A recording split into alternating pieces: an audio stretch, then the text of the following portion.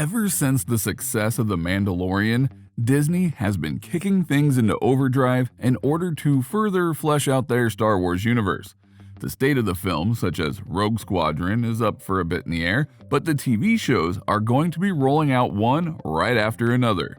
And one of them that is coming soon enough is the Obi-Wan Kenobi series on Disney+, which is set to take place during the time period of episodes 3 and 4 and show what happened to Obi-Wan after he left Luke with his family. So with that, allow us to show you Obi-Wan Kenobi TV series, release date, cast, and trailer. Number 6. The teaser. For the longest time, all we had in terms of information for the series is that it would indeed feature Ewan McGregor as Obi-Wan once again, and that it would be set after the events of Revenge of the Sith. But then, on Disney Plus Day, they decided to drop a small teaser to show a hint of what was coming.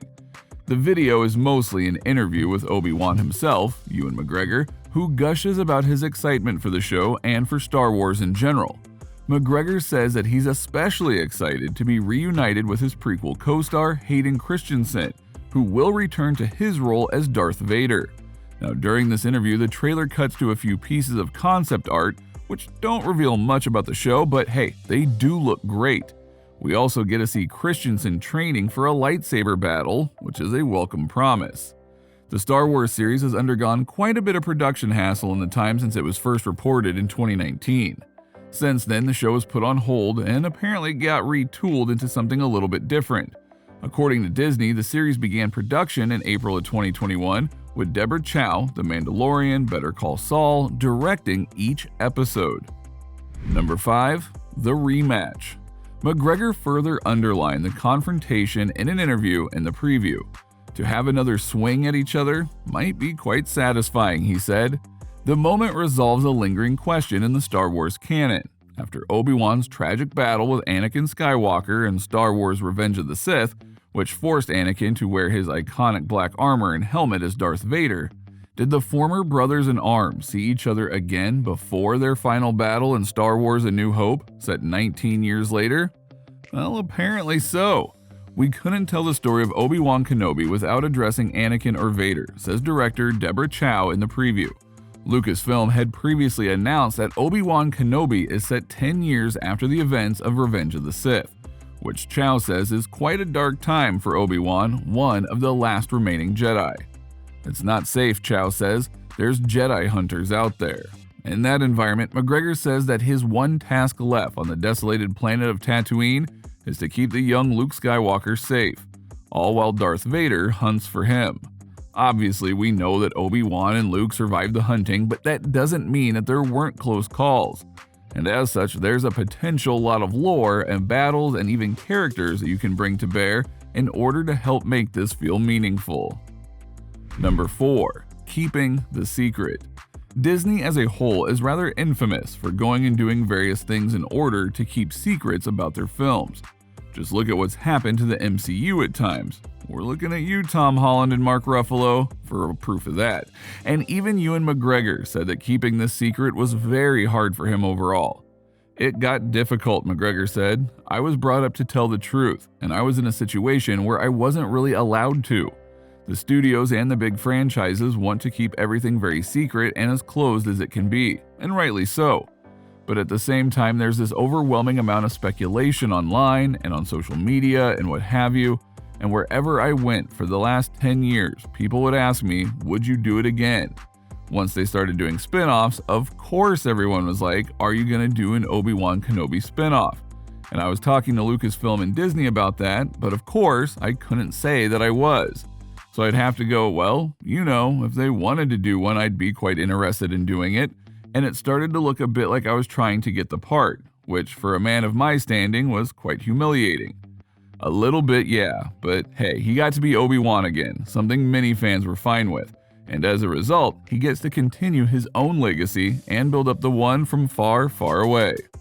I'm more excited about doing this one than I was doing the second and third one that we did before, McGregor told Empire. I'm just excited about working with Deborah Chow, and the storylines are going to be really good, I think. I'm just excited to play him again. It's been long enough since I played him before.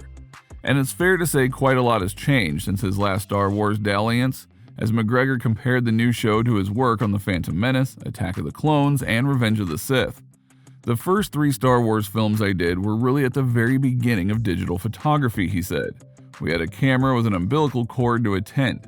It was like back to the beginning of movies where the camera didn't move very much because there was so much hardware attached to it. Now we're going to be able to really create stuff with swaths of green screen and blue screen, which becomes very tedious for the actor. Now he's not the first to say that, and so it'll be interesting to see how everything breaks down visually when the time comes. Number 3, bringing in the right director. The show is directed by Deborah Chow, who has Star Wars pedigree in the form of her excellent work on The Mandalorian. You know, the biggest thing in Star Wars since, well, we'd go to the Clone Wars cartoon because the sequel films were just, well, yeah. Anyway, the need to find the right director for a show like this was apparently essential to those in charge at Lucasfilm. We really wanted to select a director who was able to explore both the quiet determination and rich mystique of Obi-Wan in a way that folds seamlessly into the Star Wars saga, Lucasfilm president Kathleen Kennedy said in a release. Based on her phenomenal work developing our characters in The Mandalorian, I am absolutely confident Deborah is the right director to tell this story. And that's a fair thing to say. You need the right director because you're not just adding to the key lore of the Skywalker saga, you're doing it in the form of one of the most beloved characters of all Star Wars lore via Obi-Wan Kenobi. And that can't just be handled by anyone. So bringing in someone who helped make The Mandalorian a success show, that they're wanting this to fire on all cylinders? I mean, yeah. The series has been written by Hossein Amini, who also penned Drive and Snow White and the Huntsman. Number 2, bringing back Darth Vader. Naturally, the other person very excited for this is Hayden Christensen. It was such an incredible journey playing Anakin Skywalker, Christensen recalls. Of course, Anakin and Obi-Wan weren't on the greatest of terms when we last saw them. It will be interesting to see what an amazing director like Deborah Chow has in store for us all. I'm excited to work with Ewan again, feels great to be back. And many fans are eager to see what will be shown with him back, though that does bring up one interesting question. Number 1, will it add to the lore? Obi-Wan is in a bit of a precarious spot in terms of Star Wars lore, because in the newly minted lore that was determined by Disney via the official movies and cartoons and only certain books, Obi-Wan is on Tatooine on key moments in the saga, including meeting Ezra Bridger during Star Wars Rebels' final season. And we know that it is a good amount of time between Darth Vader and Obi-Wan seeing each other last in terms of A New Hope, because Vader says, "I sense a presence I haven't felt in a long time," with even Grand Moff Tarkin not believing that Obi-Wan was still alive. However, as shown via Rogue One, an actual good new Star Wars movie, you can fill in the gaps in the Star Wars lore and make them feel truly meaningful. So, as in all things, we'll just have to wait and see what is made and how it all fits together.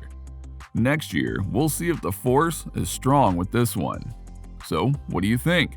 What do you think of this look at the Obi-Wan series that is coming and all that is likely to come with it? Are you excited that we're going to get a rematch between Obi-Wan Kenobi and Darth Vader via this show? What do you think will be done to add to the lore of this time period? And what surprises are in store? Let us know in the comments below, and we'll see you next time on the channel.